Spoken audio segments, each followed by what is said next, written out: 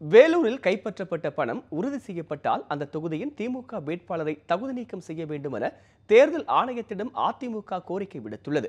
தமிழகம் வந்துள்ள தேர்தல் ஆணையர்கள் அரசியல் கட்சிகளின் பிரதிநிதிகளுடன் சென்னையில் இன்று ஆலோசனை நடத்தினர்.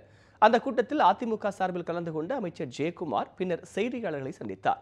அப்போது திமுக விஞ்ஞானபூர்வமான முறையில் பூத் அளவில் வாக்காளர்களுக்கு பணம் விநியோகம் செய்து வருவதாக குற்றம் சாட்டிய ஜெயக்குமார், இதன் மூலம் ஜனநாயகத்தை குழிதோண்டி புதைப்பதற்கான செயல்களில் அக்கட்சி ஈடுபட்டு வருவதாக குறிப்பிட்டார்.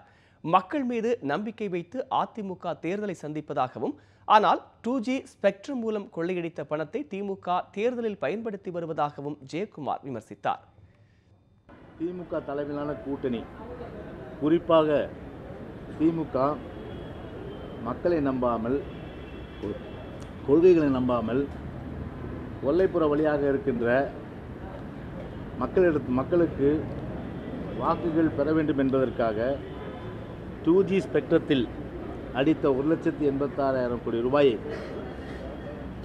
வெள்ளம் போல அள்ளி தெளித்து எப்படியாவது குறுக்கு வழியிலே வெற்றி பெற்று விடலாம் என்கின்ற வகையிலே கங்கணம் கட்டிக்கொண்டு, அந்த அடிப்படையில் ஒவ்வொரு தொகுதிக்கும் 100 கோடி ரூபாய் அளவிற்கு அங்கங்கே முக்கியமான திமுக பிரமுகர்கள் இல்லங்களிலே வைக்கப்பட்டு பூத் வாரியாக. வேலூரில் தேர்தலை ரத்து செய்யும் சூழல் இல்லை என்றும் அங்கு தேர்தல் கண்டிப்பாக நடைபெறும் என்றும் திமுக அமைப்பு செயலாளர் RS பாரதி தெரிவித்துள்ளார்.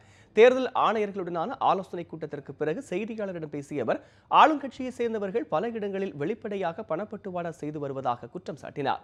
தேர்தல் தேதி அறிவிக்கப்பட்டதிலிருந்து இதுவரை 12 புகார்களை தேர்தல் ஆணையத்திடம் திமுக கொடுத்துள்ளதாகவும், எனினும் இதுவரை எந்த நடவடிக்கையும் மேற்கொள்ளப்படவில்லை என்றும் RS பாரதி குற்றம் சாட்டினார்.